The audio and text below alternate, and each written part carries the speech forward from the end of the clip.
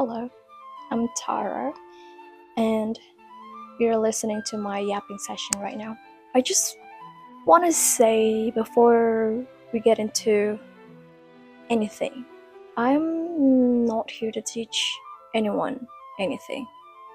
I'm not here to change how anyone thinks, and I'm not here to convince anyone anything that I'm about to say.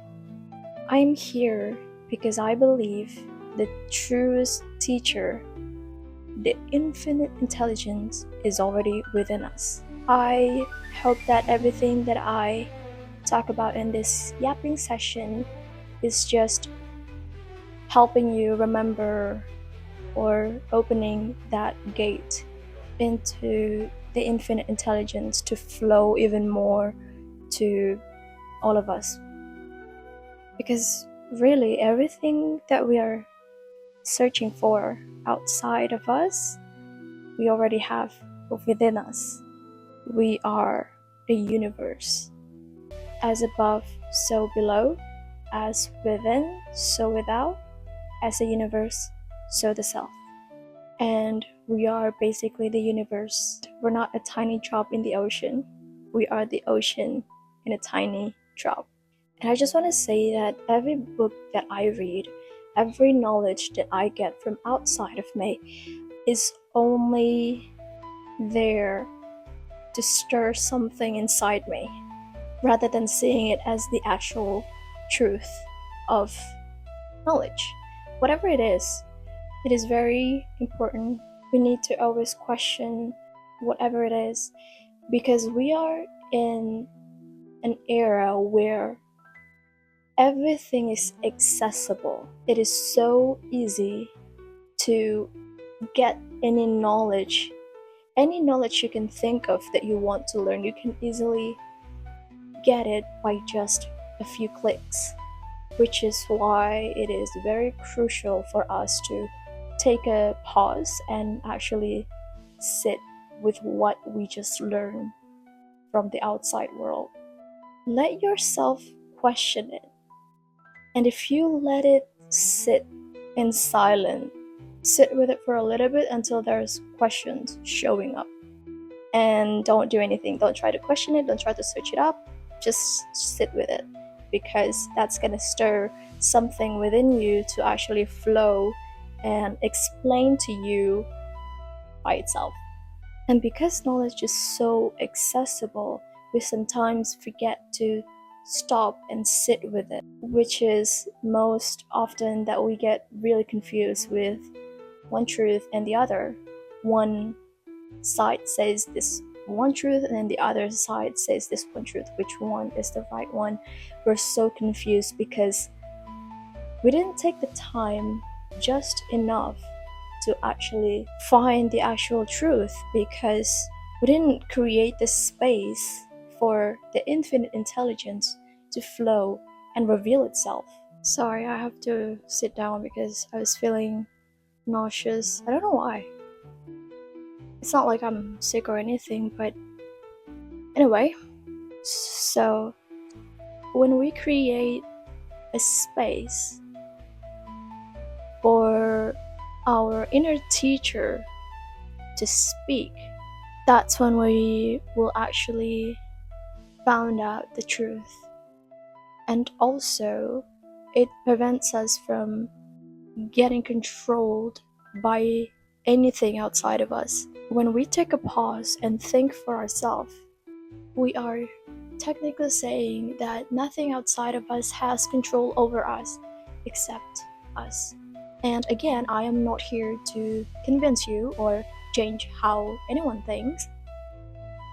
I am simply here to share what I learned and also create a space for you guys to share what you learn, and then we let it sit long enough to stir something within us, awakens it or activating it, and reveal the truth, or even having more flow of knowledge coming from the truest teacher itself.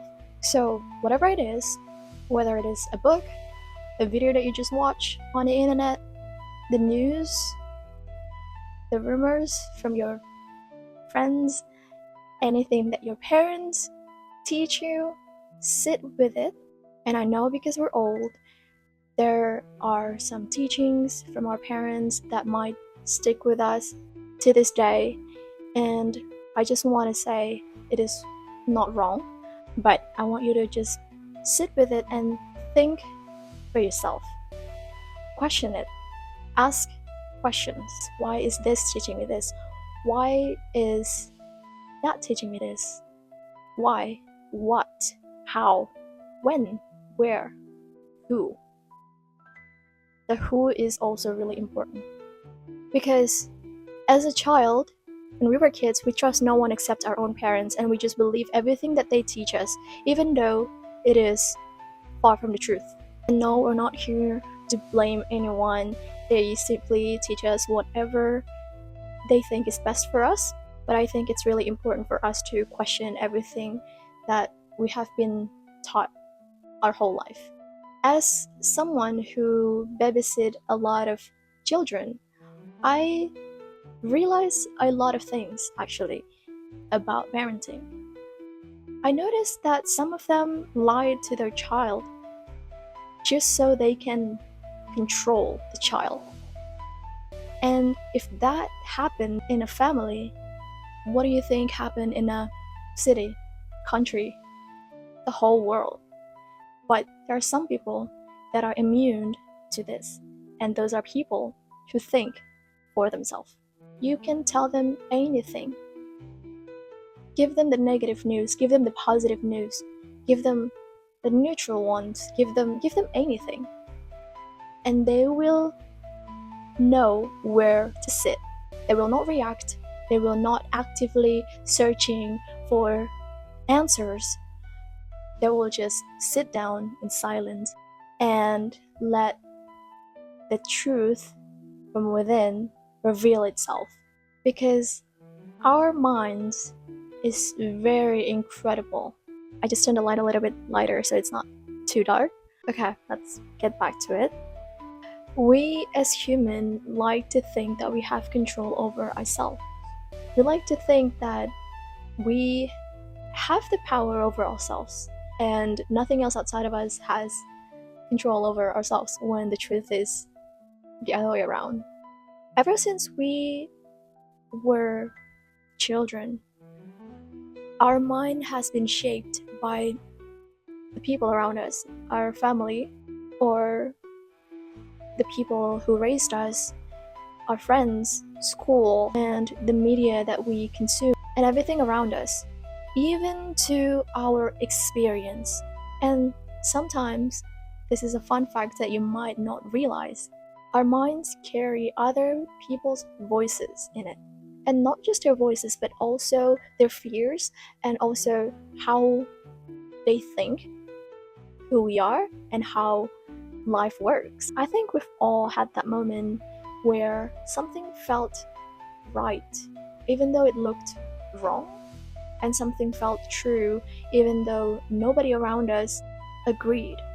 And that feeling is what we call sometimes gut feeling, intuition, inner self, higher self, inner voice, inner teacher, the universe whisper. It doesn't matter what we call it, but we know it exists. We know it's real and it lives within our heart.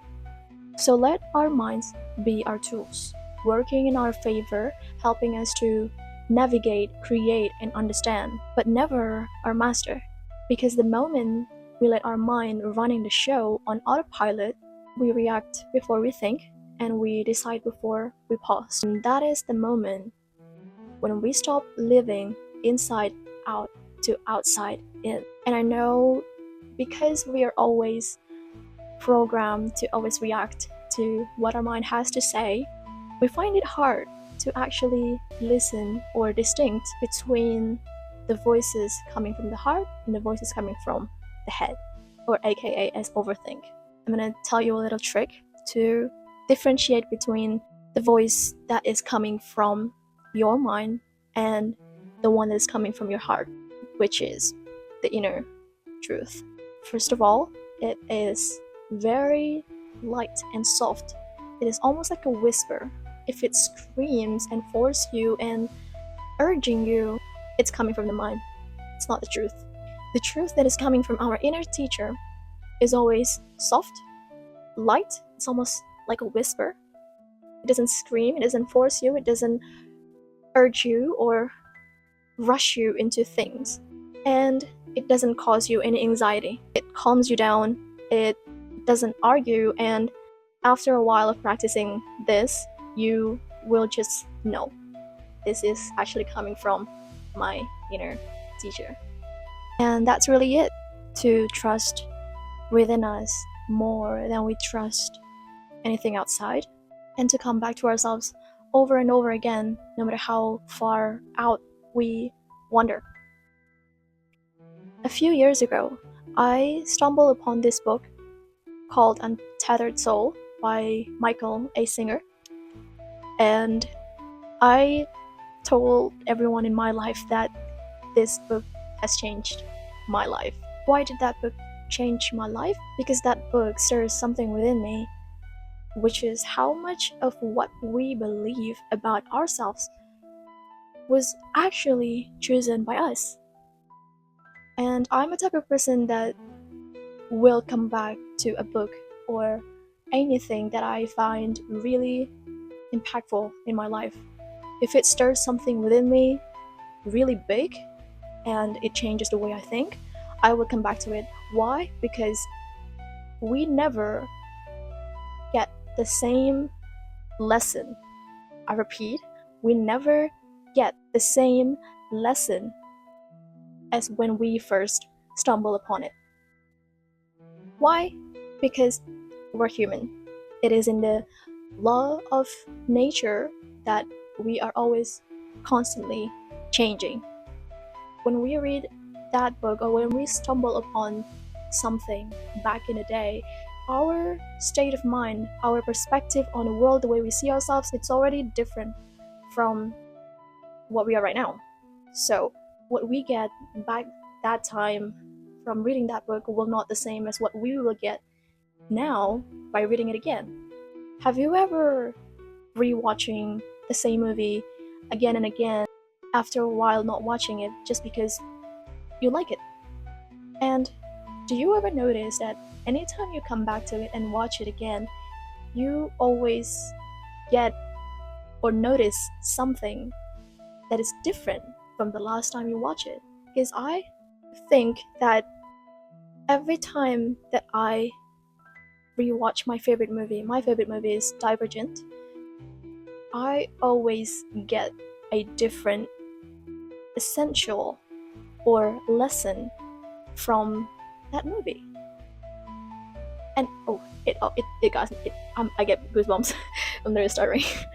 It is always giving me goosebumps every time the truth reveals itself to me. And also, other than you experience it differently, you also get a different perspective and a new way of thinking when you rewatch or relearn or reread something again.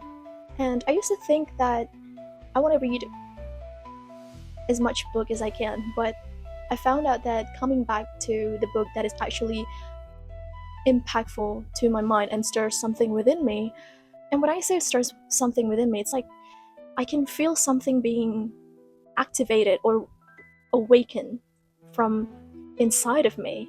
So when I reread this book, the first question coming up to my mind was, how much of you is actually you?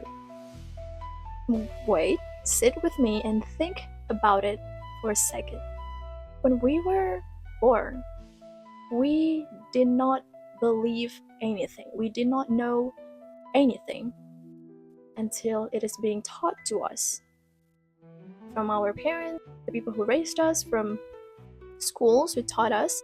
We had no opinions about ourselves, no story about who we were, what we were capable of, whether we were smart or not, lovable or difficult, talented or ordinary, easy or complicated. None of that. We just simply be. We just simply were. And when we think of those times, we were really open, completely present, and we just exist without a single label attached to us. And then, slowly, gradually, and so naturally that we didn't even notice it happening, the world started handing us story about who we are. And we just took it because we were small. And the people who were handing it to us were big, and of course, the people we trust. And of course, we trusted them because they were everything to us. You remember that time when you were 3 or 4 or 5 and you came to this family gathering and your auntie says, "Oh, you're so shy, little girl." And we believe them. And now we're 20 years old believing that we're just a shy little girl. And we didn't question it. We just start acting shy because that's what the people around us when we were kids told us to be. Or when you were in elementary school and your teacher calls you stupid for not knowing how to count or how to read, and you just took it, you believe it, because you were very vulnerable and small, that you have no chance of rebelling against that opinions, other people's opinions. And now you're in high school believing that you're stupid, and because you believe that you're stupid, you just stop studying. Because everyone thinks that you're stupid, you think you're stupid, and you think it was a natural thing because ever since you were a child, that's what everybody told you. But all of those things, when we were kids, or even now, was it really us? Was it really who we are? Or was it just a word that someone described us to be at that one single moment? That little girl could be shy because it was the first time that she meets those people, those auntie, those uncle, anything, all those family members. It was her first time meeting all those people. Of course, psychologically, children would hide or shy away from something outside of them that is not familiar. What about the 5-year-old who were told to be stupid from a teacher who probably tried to teach him math or how to read? And of course, again, because we were small, we just took everything that was handed to us from the people who were bigger than us. So that little boy believed that he is stupid his whole life. Growing up, he thinks he's stupid, not knowing that he's really good at music and art and poetry. Someone told us that we weren't good at math, or we weren't athletic, or we were too sensitive. This is very crucial because my whole life I have been told that I am too sensitive from the people around me, or too loud, or too much, or not enough. We carried it along with us as we grow older as an identity, something that we attach to. And we filed it away in this place inside of us where we keep the things that are true about ourselves. Except we forgot about the part who decided that it was true. We were too young to think for ourselves, and because we've always let other people to think for us, because we're always programmed that way, as we grow older, we just didn't know how to think for ourselves. What if that teacher who was calling that little boy stupid was having a rough day at work? What if that auntie was a parent carrying her own wounds? What if every other people that was labeling us have their own experience, their own perspective, their own trauma, and they're projecting it to you, and you just believe it? Can you imagine? These people, they were not handing us the truth. They were handing us their own perception, their limitations, and we turn it into a live sentence, a live story, and we attach to it. And here where it gets even heavier. It is not just words that people said directly to us. It is so much further than that. As a child, we also learn from observing. We observe and observe the adults around us. We keep on watching them and taking notes without actually knowing that we were taking notes. We absorbed beliefs by watching. If we grow up watching someone we love in fear, we learn that the world is something to be afraid of. If we grew up watching someone shrink themselves to keep the peace, we learn that our needs is less important than other people's comfort. And if we grow up watching love look like struggle, we learn that love is supposed to be hard. Nobody actually sat us down and taught us these things. Nobody wrote them on a board, we just absorbed them all. And remember, the way we absorb a language is just by surrounding ourselves with it effortlessly before we were even old enough to question any of it. So now, all those beliefs that we absorbed, they are running in the background of everything we do. Every relationship that we choose, every opportunity that we talk ourselves out, every time we almost do something and then don't, every time we say, I can't, I'm not ready, that's not for someone like me, that is not us talking, that is not coming from ourselves. That is the recording playing in loop in our mind from a time we may or may not remember. So, I just keep coming back to this question over and over. If so much of what we believe about ourselves came from outside of us, from people's perception and fears and limitations and words, then who are we beneath all that?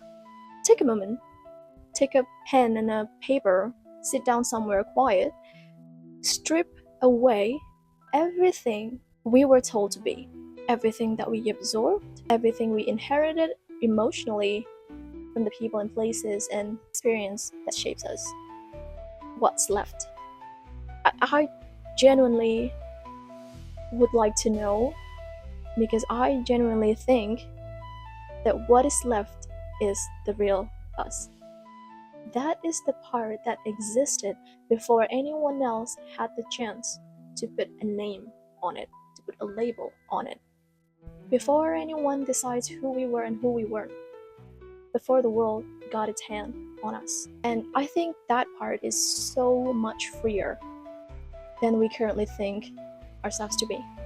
So much more capable, so much more whole.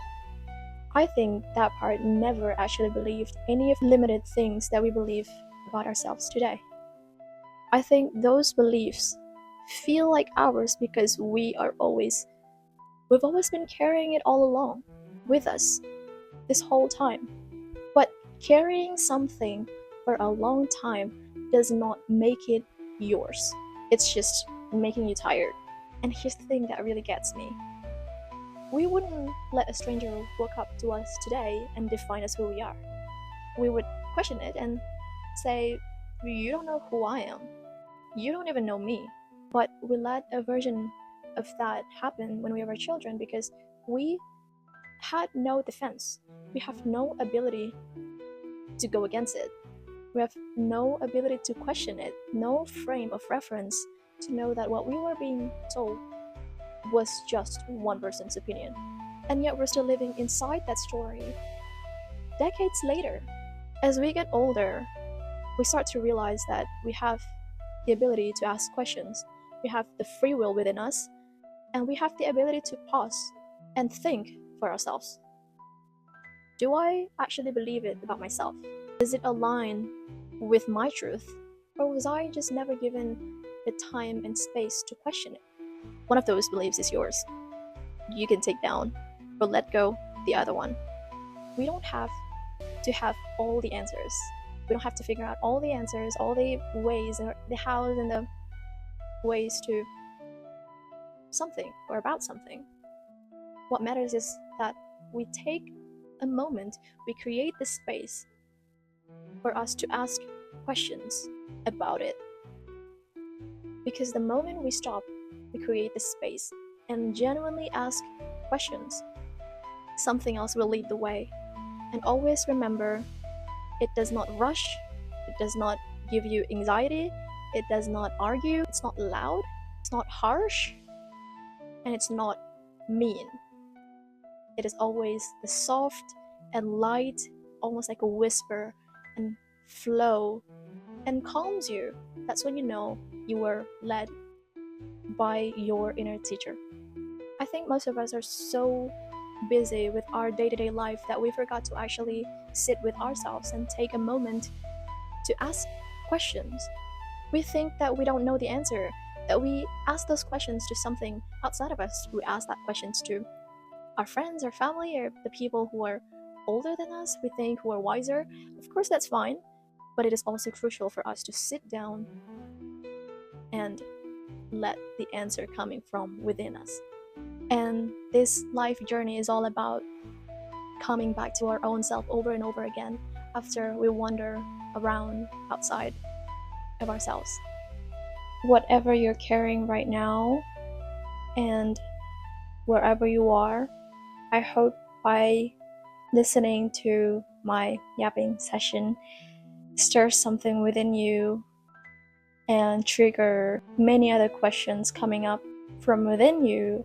And I hope it opens up a bigger and wider open way of thinking, and I hope it helps awaken or activating something that has been inside us this whole entire time. That one thing that never leave, but we're just the one that forget that it is here, that it is in there. Anyway, that's it. Thank you for listening to Tara's yapping session. I hope to see you guys next time. Bye bye.